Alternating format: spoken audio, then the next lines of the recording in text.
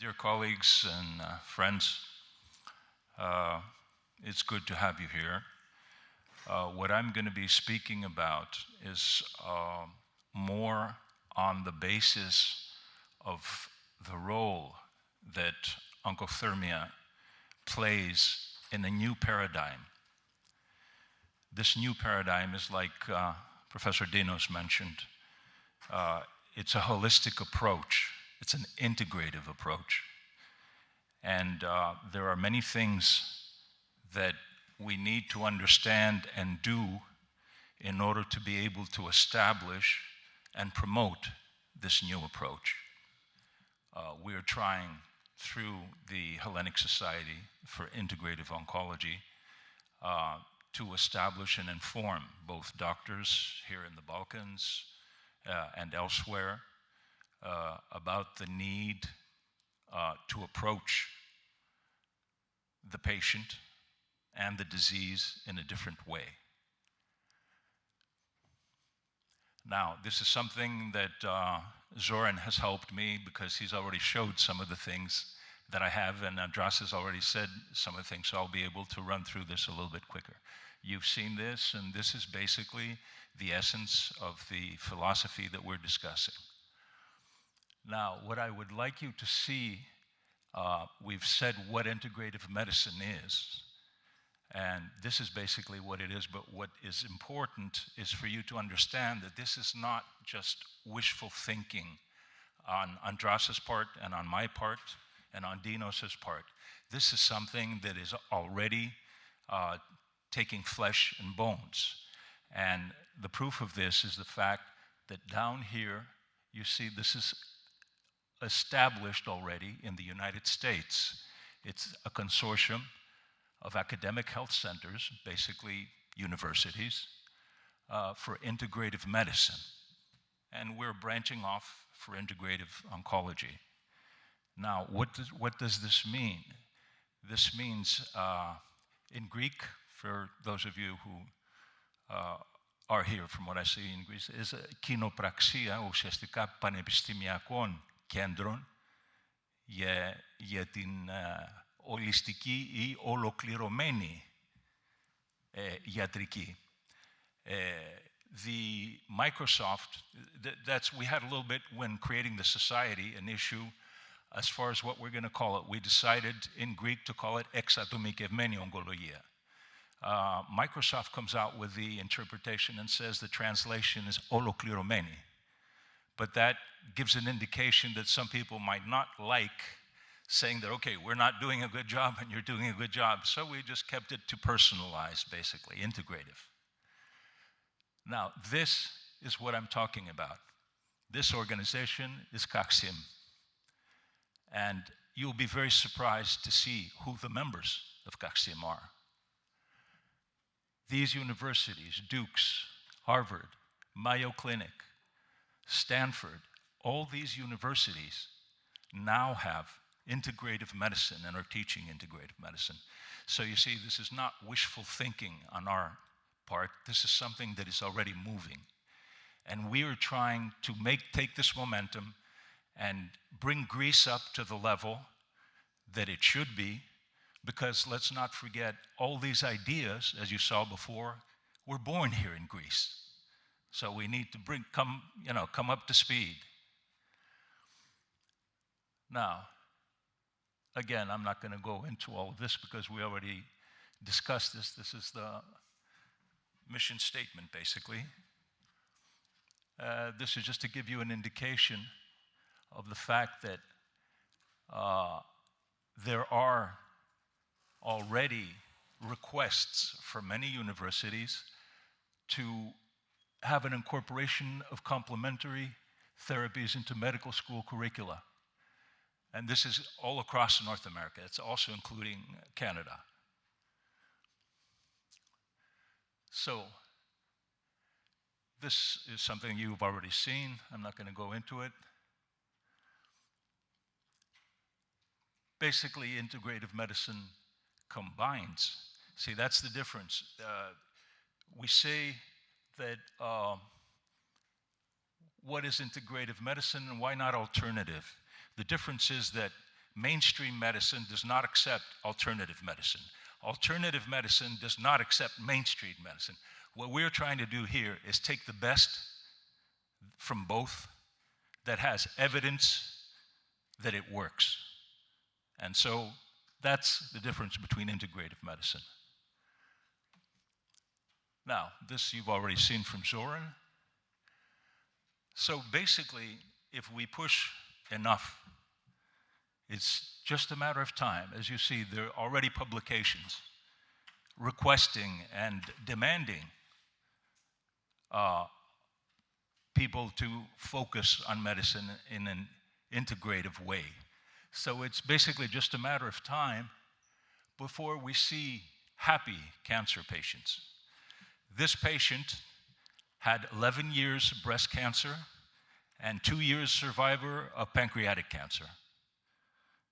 So this is what Andras was talking about. We're talking about quality of life because it's very important. This is the primary purpose, increasing the quality of life, and then fighting for as much time as we can get. Now, this is what we have to do. We have to cross the chasm from protocol-centered medicine to patient-centered treatments. It's like Andras said, it's like Zoran said before. We have to shift the paradigm in the proper way. And it's difficult. In order to do that, we have to cross the chasm. Now, what I was saying before, there are already applications for research in the field of integrative medicine and for residencies in various universities all over the United States. I'm just showing you a few of them. Now, this is not very good, but anyway, these are websites that you can see that Sloan Kettering Memorial and MD Anderson Cancer Center, they've already established. These are the bastions of conservative oncology, and they've already established, they began establishing units and departments for integrative oncology.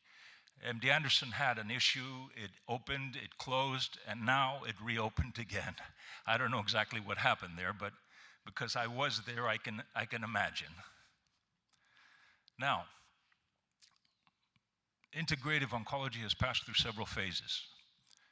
I started working on this concept somewhere around here. I'd like to think that we're somewhere over here right now. And eventually the butterfly will fly. We need to keep that in mind. Now, the role that hyperthermia plays in this context is a strategical role, because it is actually proven itself to be the fourth pillar of oncology. Like Andras said, it's something in itself that evolves. It's not static. And like Andras mentioned, the first case was treated 5,000 years ago. So we have evidence so many years ago, heat was used and applied to treat diseases. And then again in 1866, Coley developed a vaccine which caused fever. And we saw complete remissions in sarcomas. Now, it's not easy to get a new idea through. We know that. It's actually very difficult because let's not forget, even Galileo was ready to be strung up and burned because he came out and dared to say that the earth is round and it's spinning around. So we know, and we're fighting an uphill battle, but somebody has to do it. But it's important that we remember that new ideas don't die easily, because you can delay progress, but you cannot stop it. So, now, what is hyperthermia called upon to solve? It's called upon to solve the issue that worldwide, taking all the cancers, the overall response in solid tumors to chemotherapy is 30%. Now, this is not me saying this. This is De Vita, who was considered to be the Pope of oncology. He says this, and I agree with him because that's my experience too, and that's why I had to look for answers and better approaches to treating patients. Now, we saw this slide. We don't have to go over this. Future trends in research in hyperthermia also involve nanoparticles and biologicals and many other things. Won't go into a lot of detail. Now, I want you to get you've seen patients before, but I want you to understand what the difference is when hyperthermia comes one-on-one with cancer cells. On the left, you'll see that these are all cancer cells. These are cultures, live cancer cells. In the middle, we have simple hyperthermia. And on the far right, we have what Andras was showing us, oncothermia. This is the effect, nothing else, no chemotherapy, nothing. This is the simple effect of heat and of modulated electrical hyperthermia on the cancer cells, almost completely eradicated. Now, we know, as Andras showed us, we can do it together with hyperthermia and with chemotherapy and with radiation therapy.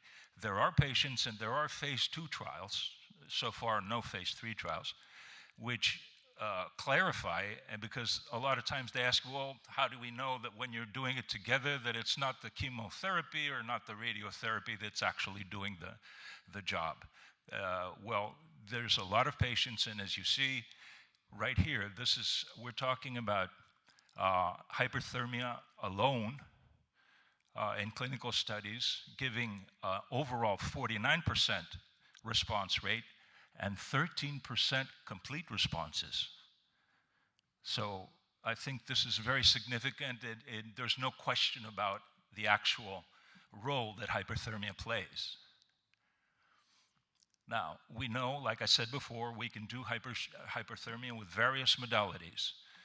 That includes gene therapies, that includes biological therapies,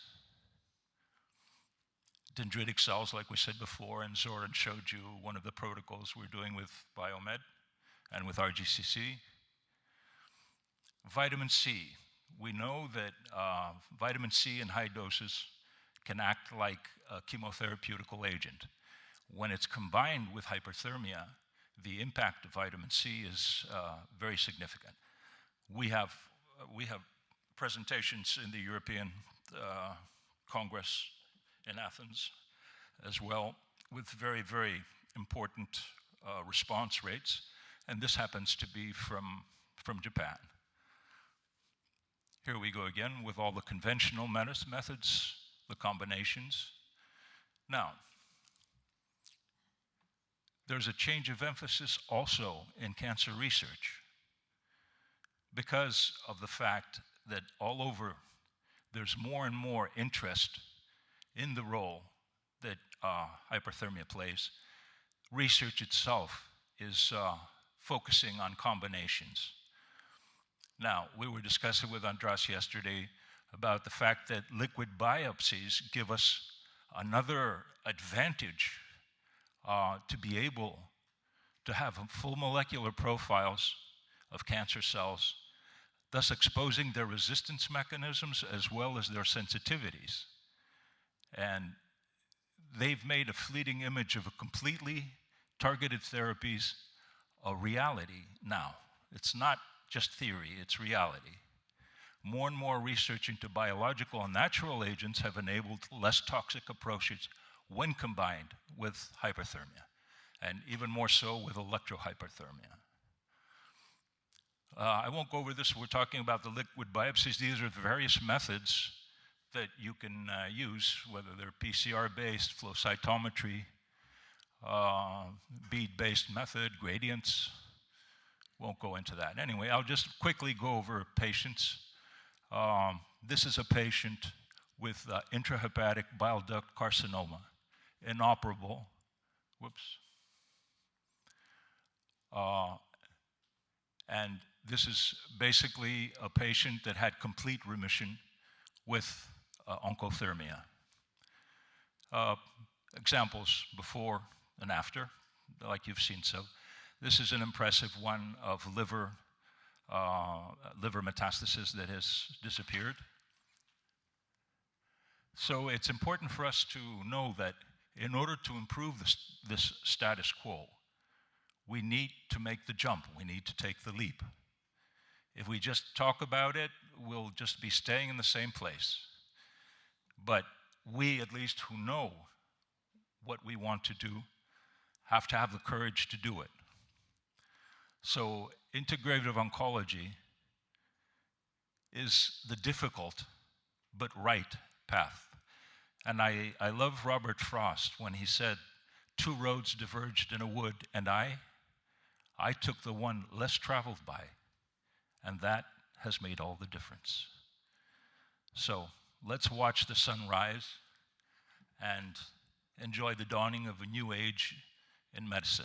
Thank you.